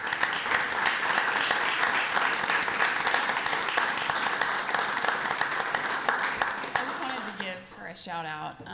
When I started my professional career, I had a gentleman who had the office next to me, and he was very established in his career, but he came to me like my first or second day of working, and he said, hey, I'll be your dumb questions person. Like if you need to know where the trash can is or how to load the copier, Or like where the bathroom is. He's like, don't be intimidated because everybody has a first day. And he's like, and everybody needs a safe space to ask dumb questions of. And I always kept that with me. And so fast forward 7 years, I get put on this board. I'm 3 weeks postpartum. Like, I think my first meeting was on Zoom. I was like nursing a kid off of the screen. Like, it was a hot mess. We come back in person. We're all at our different tables. And I think Deb Kaufman could tell that I just was in over my head. And she took me aside and spent 4 hours with me on a Zoom call because we still really couldn't meet in person. And she was like, you know, there are no dumb questions. If you ever have a question, just ask. And she's like, if I can't answer it, I'll find somebody who can. And so I just wanted to say thank you because that meant a lot to me. Yes. Yes, we appreciate Deb. She did the same for me. When I came in as Teacher of the Year, they had no clue what I was getting into. She took me under her wing and mentored me and helped me get on a good course. And so I appreciate her also. Thank you, Deb, for ignoring me and taking everybody else under their wing. That's not true. One last comment before I turn it over to Jessica is another great initiative that I've learned that the state does is a formalized Arkansas internship program where all of the state agencies run an 8-week summer internship program, and there's probably just about over 50 of them. So I got to meet with all of the interns and tell them why we're the best agency and where they should have been, and talk to them about the wonderful things that are happening across the state. And I see that I think we have 3 interns that are in the audience here now, so I just wanted to say hi and see if they just give a quick wave. So thank you. They're very apprehensive about that, but put them on the spot a little bit. My granddaughter's actually a part of that program, so we thank you, appreciate that.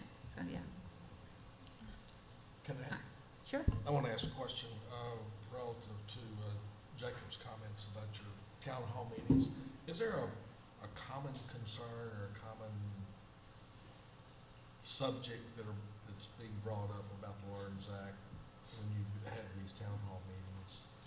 So I think that's a really good question, and if I was to reflect on the common types of questions we receive as we've gone through each of the town halls, each one of the town halls kind of had their own theme, and I don't think there's been any 2 town hall meetings that were the same, and the types of questions vary. A lot of times, a lot of the questions might be around, well, how does this impact early learning? You know, what are we doing as a state for students that aren't going straight to college or university? Or how are we creating other opportunities for students? Sometimes we get a lot of questions about special education and what does LEARNS do to support students with special needs. I think if I say one thing that's usually very consistent is how is the state paying for this is always the question, because people want to know how budgets are built and spent, but each one kind of takes its own little flavor, and it's a great opportunity. So anybody even out in the public, as we're coming to areas near each of the communities, encourage people to come and participate and be able to ask specific one-on-one questions. I think overall they're very well received and productive, and we look forward to keeping it engaging. Do you have any questions on vouchers? We do get some questions on the scholarship program and what that's going to look like, and even on top of that, maybe homeschool. Sometimes there's homeschool families and say, how does the homeschool family part, when does that go into effect? Sometimes, why does it take 3 years? We want it to start now, or what does the accountability look like for people participating in those programs? So yeah, we'll get questions on that often. Thank you. Any other questions for the Secretary? Okay, getting hard questions this month. I'm saving them for Jessica. Okay, we're saving it for Jessica. Okay, all right. Jessica, your HOA report. Can you enable participant screen sharing? Possible. Then can I address you? Can I go down? Yes. Is that okay?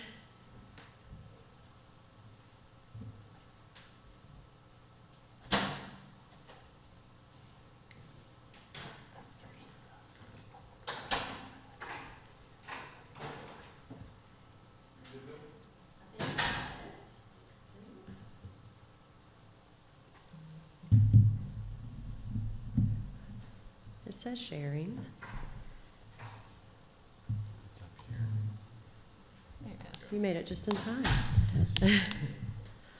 Wonderful. Okay, I'm going to go ahead and pre-say I will cry, and I'm not a crier, so that's very embarrassing for me. I don't like it. But I have cried a few times thinking about this day. So I'm going to start with giving my standard report and then do a quick recap of some of the big things from the year that I want to share. Last month, I was able to go with a team here from DESE to the CCSSO conference in Chicago, and I was a part of the Systems That Elevate Excellent Teaching group, and that was one of the best parts about that is repeatedly throughout that, I looked at the team I was with, Stephanie Hall and Kim Mundell, and I'd say, we're already doing that. Arkansas is doing that. And it was great to hear these ideas that they spoke on of how to make education stronger in different states all across our nation, to hear that our state was already implementing some of that. So it was really, really exciting, and it's fun to be able to brag on our state at a national level like that. I traveled straight from Chicago to Austin to the LBJ Museum and Library for the 5th part of the Presidential Leadership Scholars Program. I have the last one at the end of June. And obviously, President Johnson is no longer living, but that's his daughter there in the hat on the right. And so we were able to meet her. We had a barbecue out at the ranch, and it was just really special and an incredible moment to have. I didn't have as high of expectations because there wasn't going to be a living president, but to hear her tell stories about their life and to see his signature in the concrete next to the pool at their home was pretty incredible. And of course, to learn through his leadership and hear some of the stories. And we had these fun pictures taken and talked about his presence and the largeness of him physically and in a room. Was really incredible.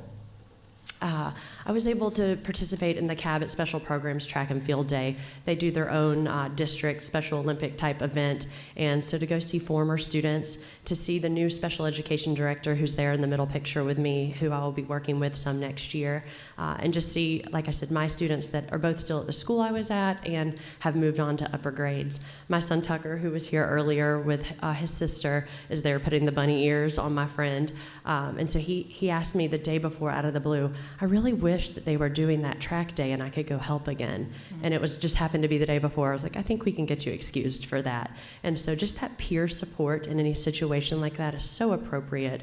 And it was great. It's also great for him to be able to be there and just be around some of our unique learners. This job takes a lot out of you, and I've been away from my family a lot this year, and I wouldn't change any of it, and they understand. But at my daughter's 4th grade graduation, every student had on the wall what they wanted to be, and she said when she wants to grow up, she wants to be a teacher and a mom. And there was no other child there that said they wanted to be a mom or a dad. There were some great jobs, but she was the only one that put a mom, and that just like, all right, I've done something right here. Of course, the teacher part too, but that was just such a special moment. My husband saw it before I did, and then when it was up on the screen, I just thought, oh my goodness. So that was really incredible. And then one of my former students was also graduating 4th grade, and you may have heard me speak about him before. When he was coming to my class, I was told that he couldn't speak. He's the one who knows multiple languages, but in that graduation, he was singing the songs along with his peers, and that is just a testimony to the opportunities he's had, the access to that general education curriculum, those experiences, that he could stand with his peers and do exactly what they were doing at the same level. It was really special to be there, and I was sitting very close so I could record and send to his mom and share with her. Rise and Shine, it is starting again next summer, our Summer Bridge program to offer to help with that summer slide and offer those learning opportunities for students over the summer. I filmed the last day of it actually Monday of this week. My former student Lily was able to be in 2 episodes with me this year. We had some other students from Conway, and it's going to be a great day, a great summer of learning with these episodes. We're so excited. I think you have 5 or 6 at least Teachers of the Year. Miss Saraceni's son is in there, and a few other guests on this programming. And they've also added pre-K for this summer. And so I recorded a few pre-K lessons as a former pre-K teacher. That was a lot of fun to do. So we are so excited to see those this summer. And then on Tuesday, I spoke to the Arkansas Retired Teachers Association, and that was a great group. I've seen other ATOYs mention that that was one of their most exciting experiences, and it was great to share just kind of my journey and the experiences with them and share what has been happening in our state in education and brag on the amazing teachers and districts we have across the state. So I want to go back 2 years ago, which is unbelievable, and kind of show you how this program started, this opportunity started. The first week of May, I was named my buildings teacher of the year, and then at our end of year ceremony, I was named the elementary overall and district teacher of the year. So this has been a 2-year experience for me, and it is incredible to think that it's come this far. So those were both surprises when those happened, and then that should have been beforehand, sorry. So the Teacher of the Year journey. Then in July, we had the notifications if we were a finalist, and I was actually visiting my husband when he was in Portugal then, and so I was just waiting. It came a little bit later than I expected, I think by 2 days, and I was notified I was a regional finalist. And so we were able to attend the amazing, beautiful ceremony at the Governor's Mansion, where they recognize all of the regional finalists and then name the final 4. And I still remember Miss Saraceni hugging me saying, special education, and it was just this like comforting moment, like, yes, it was just so special, and I don't think I'll ever forget that hug and that moment. My mom was able to be there, and then I was the 4th name announced for those final 4. So the anxiousness of sitting there waiting was pretty incredible, and you can see my principal and superintendent who were there with me as well that day. Then the surprise ceremony in October. Again, my parents flew in from South Carolina. I had no idea they were going to be there. If you ever see the picture of me crying when I see them, it is just total ugly tears. But it was our first field trip. We were celebrating our One Book, One School initiative, but it really was the ATOY announcement, and it was an incredible surprise. Between October and there's my mom again, and my parents and my children. Between October and actually beginning in July, you are still part of this experience and you are learning and growing. So I was able to spend a week in Washington. We were able to be recognized at the White House. My best friend Michelle attended with me. My husband was still gone, but that was so special and so incredible, just growing with that cohort of teachers, 56 teachers from all over, not only our nation, but our territories in the world. We filmed Rise and Shine last summer. Remember, this is all before this actually started, so I was so unprepared. I remember that first day, I was like a robot, stiff behind the camera, I had no idea what I was expected to do, but it got better. And then the state board meeting where Susanna passed the baton to me, and I kind of got a feel of what I was stepping into was really, really special.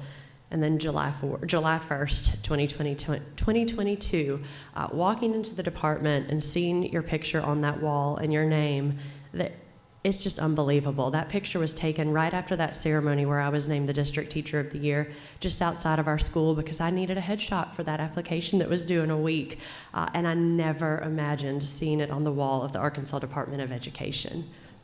Got right to work, but first went to Space Camp for a week with the other State Teachers of the Year, which was an incredible way to learn how to support our students with different science and STEM opportunities and really invigorate their interest in the moon missions that are coming up.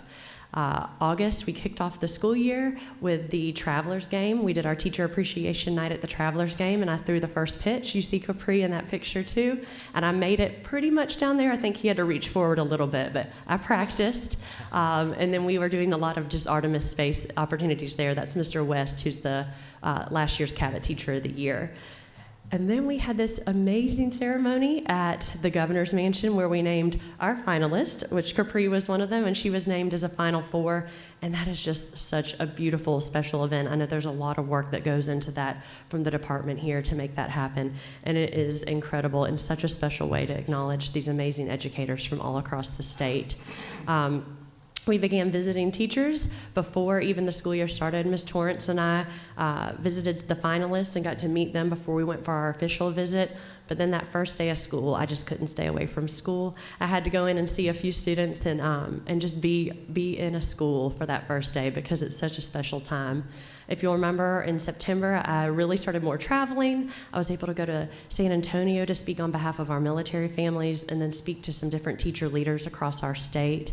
And then Capri was named in October in her own surprise ceremony. And so, I don't know that we really can understand what's happening that day and going forward. I mean, I remembered Kim Mundell saying, "Here's my card, you're gonna need my number. Here's this, here's that." And you cannot even understand what the journey that you're about to begin on. But I love that picture of the former A-Toys there with Capri on her special day. And it's so nice to be able to go back and welcome a new person into the family.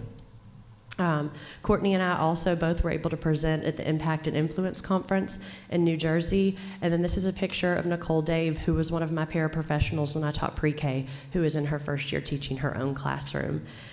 So these visits continued. This was the National Summit on Education with Excel in Ed, Jeb Bush's organization there, and we were in Utah that year. So it was a great way, again, to learn about education across our nation and be there as a voice for teachers and representing Arkansas.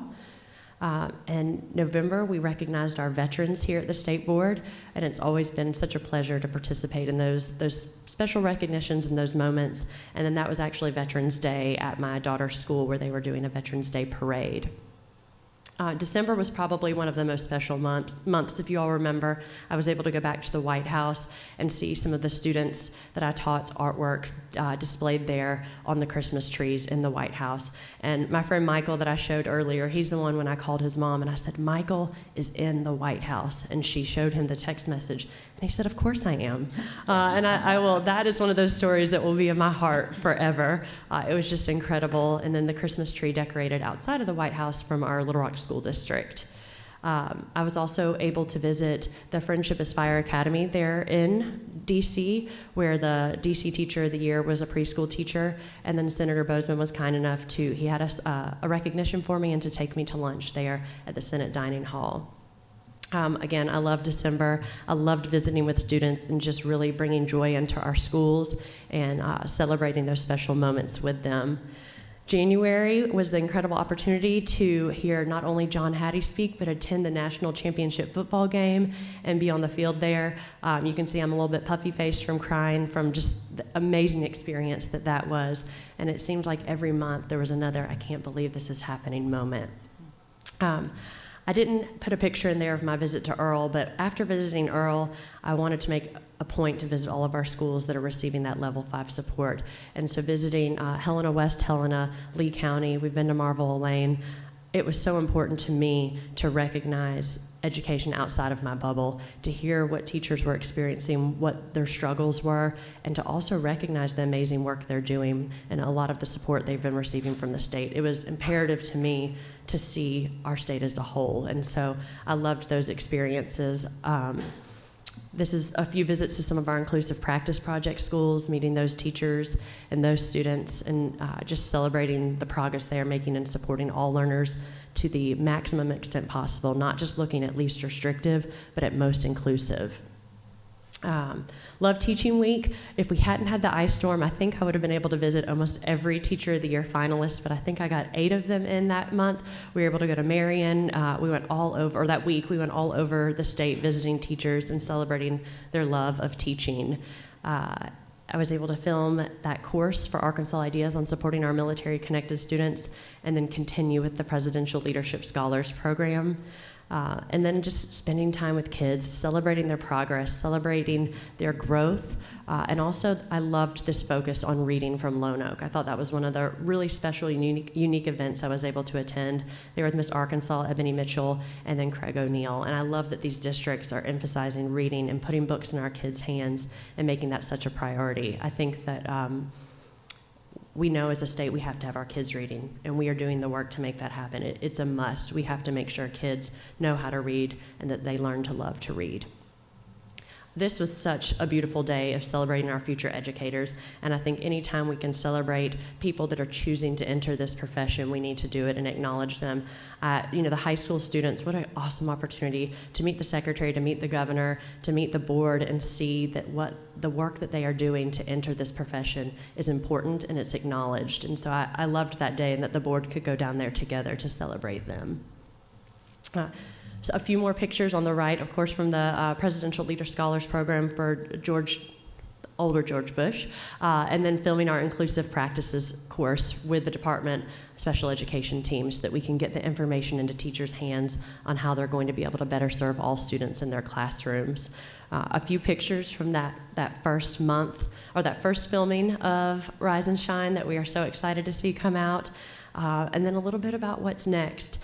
So I get to do the pleasure of doing the closing keynote at the ADE Summit. And my keynote is entitled Bless Your Heart. I could never do that. And I am super, super excited to share that. It's not something I have spoken on specifically. It'll be a new keynote for me, so I'm really excited for the opportunity to share that and then participate in a few panel discussions at the summit as well. And then next year, I've said a few times, as soon as I was named, I feel like it was at your wedding when people are like, well, when are you going to have kids? And you're still in your wedding clothes. It's like, well, what's next? What will you do? And because I can be very type A and a planner, I had said, well, I need to know by December. And that wasn't going to happen. I was imposing time limits on myself. And I remember Ms. Torrance telling me, stop doing that. She said, what you may do may not even be a thing yet. And that's what's happened. Cabot has created a position for an inclusion and collaboration coordinator, and so I was not ready to fully step away from the classroom and from students, and so I will be working with our K-6 teachers primarily, ensuring that they are able to provide inclusive practices in their classrooms for their students who receive special education services. I'm already working on writing about that. Special education is not a place and it's not a student, and we're not sending them anywhere. We're going to give them the services they need to be successful, just like we're going to do for all students, and learning to see that all students are general education students first. They just might need a little bit different support and services to obtain their education and what they need, but it's a privilege to have the opportunity to kind of create this new vision for learning and to support what the state has been working so hard on for the last 2 years. So again, that's a picture when I was in DC in April, and then my classroom last year on the last day of school, they put the teacher who took over's name over mine because they were like, you won't come back. And at that time I thought I could never just leave the classroom, but I am so excited to be able to partner with teachers, be with students, and make sure that every student has that opportunity for someone to say, yes, they can. I just want to thank this board. I want to thank the department. I have been able to voice so much on supporting what the state is doing, what's happening in our schools, because of the opportunity to sit up there with you all. To learn from you all, to learn what's happening, and to even say when people say, well, this is what I heard, let me stop you and tell you what really happened, because I was in the room, I was part of that discussion, and I've heard what's really happening, and people then kind of step back and say, oh, that's not how I understood it. So to be able to be that advocate for the work the state is doing to support teachers, to support students, and to make sure every student has that opportunity for success has been incredible. I don't really want to leave. I don't really want to hand it over because I could visit schools and just learn from these teachers that we have every single day. I hope that I have led and taught them just half what I've learned. I had at the Arkansas Retired Teachers Association, I made the comment that I couldn't have been prepared. And one of the teachers said, well, what did you learn? Like, what weren't you prepared for? And we get so stuck in our buildings and in our districts, we just don't even know what's happening everywhere else. And I've been able to see that now. I've been able to be humbled by what I didn't know, but what now I can speak to. I've been encouraged by teachers who maybe don't teach at a district that's as resourced as mine, but are still changing lives. We've seen the data, we've seen the work, we see their hearts for loving students. And that's hard to capture, but I've seen it firsthand. I know we have work to do, and I know we are going to do that work, and this board is going to continue doing that work, but our teachers are going to show up every day, and we are going to change lives.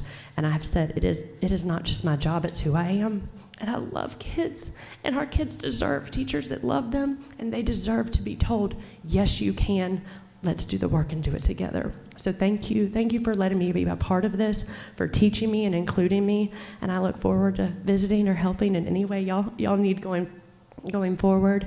I'm here officially till July, but then you get me a few days at the summit as well. So thank you, and thank you for including me.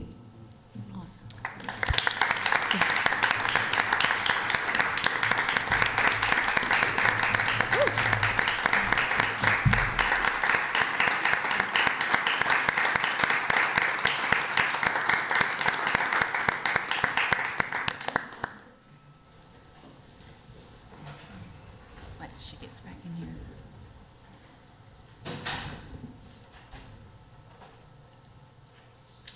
Jessica, I just want to say congratulations on a year well done.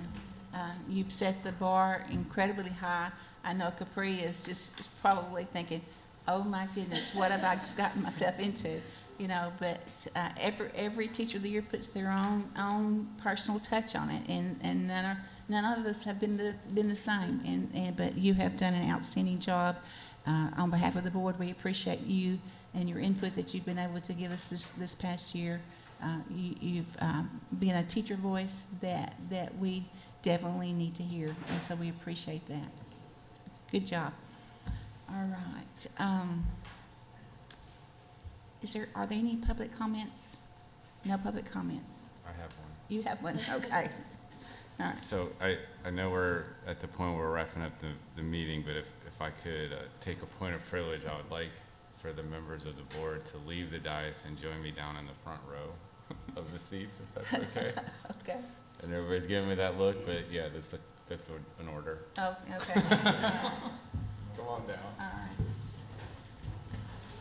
It'll be worth it. One more trip down. I got it this time. Yeah, come sit on the front row. You sit on either side.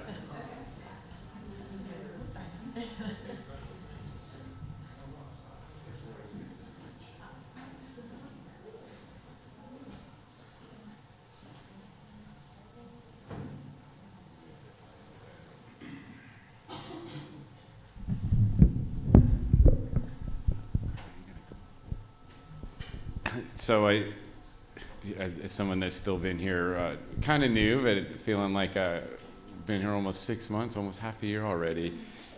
It's hard to believe that we're at a point where today's also, it may be Jessica's last formal meeting and some of our staff's level 4 meeting, but we've had 2 board members that have given up the last 7 years of their lives to serve on the state board, and this is it's a task, it's a calling, and it's a privilege to work with people of such revere that sit on this board. And it's a volunteer position, and it's a thankless position, and it does require a lot of hours, testament, and commitment.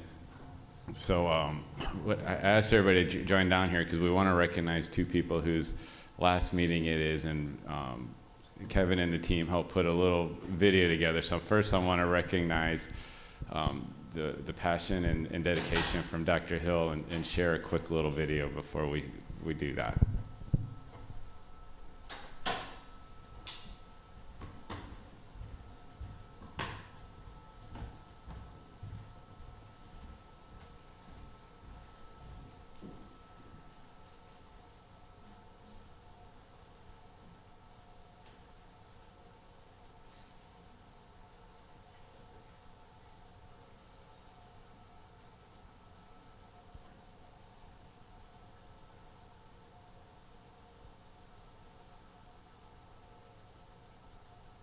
The data speaks to the needs of our community, and oftentimes, if you just go back and look at the problems that we endure in our country, education is always one of the focal points. And there are many reasons, but education is at the crutch of it. Education gives you an opportunity to refocus and to recenter. That's why today I'll talk about setbacks, setting the stage for comebacks. Although you've had bad experiences, education allows for you to refocus that. And like I say, when people know better, they have a tendency to do better. But if you don't know what you're suffering from, how do you know to change the direction which you're going? A board is meaning you're supposed to bring experience to something to help an organization move forward. That's been my life goals, is to be a blessing to others. God has blessed Fitz Hill for Fitz Hill to be a blessing. I say blessings are not made to come to you, they're made to go through you. Dr. Hill, thank you for your service on the board.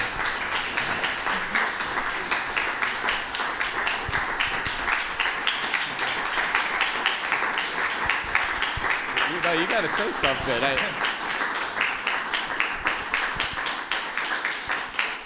I think anybody that's ever had a chance to work with Dr. Hill knows that he really, really cares. And he cares about students, he cares about communities, and I'm going to make him say something before it's his last meeting, so thank you. Well, it's been an honor for 7 years to serve. I've learned more by my experiences of being on the state board, and so they say experience is what you get. We don't get what you want, and so it's been an obvious learning curve for me, but one that I'm better of because of, and I've learned so much from our board. But the thing that I probably enjoy more than anything is going out into the communities and learning from those labs of seeing things that were not so good and seeing things that were good. So, things that we can hope the board will continue to charge to make sure every child has a chance, that we give every child the opportunity to attempt to learn, and this environment doesn't keep him or her from the opportunity to learn. But I've learned so much just by being in here and listening from Ms. Newton, Ms. Zook, all the expertise of Teachers of the Year, and so I'm better prepared to go out to try to even improve education outside the doors of this boardroom. So thank you so much, and good luck to you, and we're praying for you. Appreciate it. Thank you.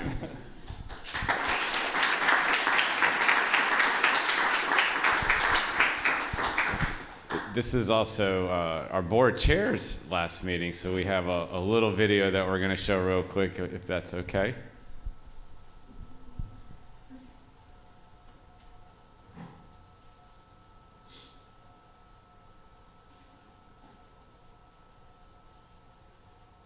Weta R. Newton, 7th through 12th grade math, Bowen High School, Bowen School District, representing Dawson Education Service Cooperative. Ms. Newton is widely known for her mentorship of teachers and professional development presentations concerning best teaching practices. She is also a graduate of the Arkansas Leadership Academy. Ms. Weta Newton.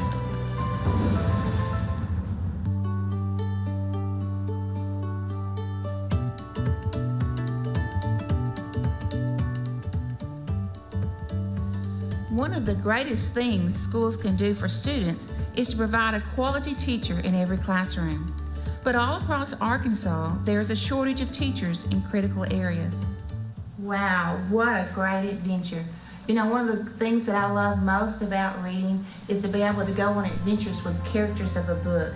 I can go to a high mountain, or I can sail the blue seas, or I can go with a hero with the past or the future, just wherever the imagination of the author takes us.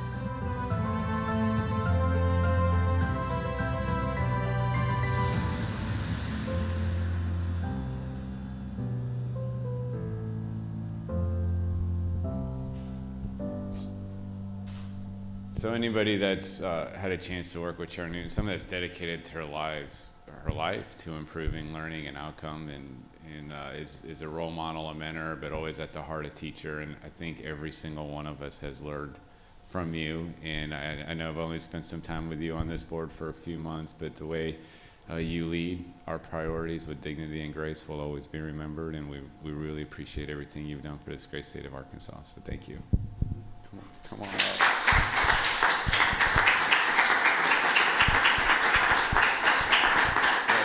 I'm going to make you say a few things.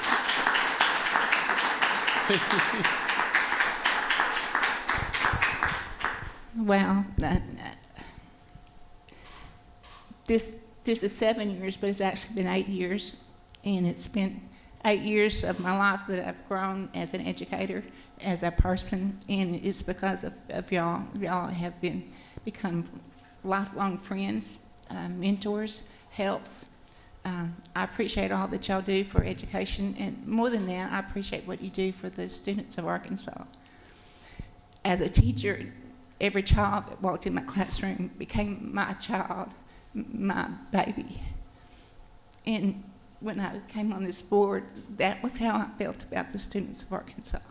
They became my child and my responsibility, and I hope that I've lived up to that responsibility, because that's my heart, is to do what's right for kids. And I know sometimes we don't always agree on what that is, and that's part of the growing process.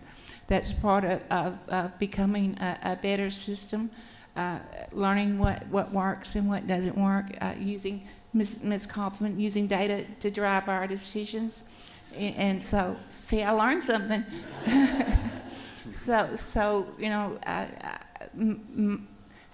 my charge to you as board members and members of the department is to always keep kids first. No matter what you do, think about what is it going to be best for. Don't think of them as ever how many thousand kids there are, but think of that one child in that one classroom. Think of those kids as individuals and as people. And I think by getting out into the districts, getting out into schools, that helps us remember what our focus is, and helps us remember, if we make our teachers better, then we make a better outcome for students. And so, Secretary Levy, I appreciate all that you've done the last few months, and board, I appreciate all that y'all have done. I wish you the best, and I'll be praying, I promise you, but it's going to be from a distance. All right. So I love all of y'all, and I appreciate you so much.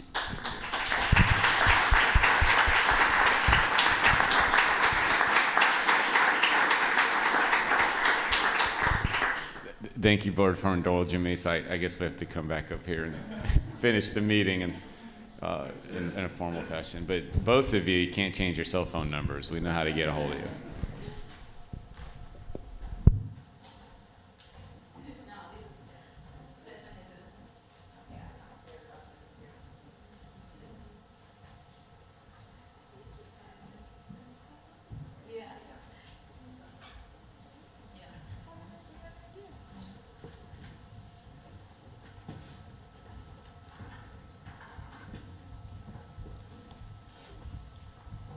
Yeah, I will clarify. I had 7 years as a voting member of the board, but I did serve 1 year as Ms. Psalm has served as a Teacher of the Year representative on the board. So it's been a great few years. And if there is nothing else, I think, Mr. Sutton, you are up. Thank you, Ms. Newton. You're It's been my pleasure to be able to end these meetings during my tenure here. And I certainly wish you well. Thank you. Thank you. But being that there is no other business, I move we adjourn. All right. Do I have a second? Second. All right. All in favor? All right. We are adjourned. Thank y'all. And I guess I'll hand this officially to our new chair. There you go.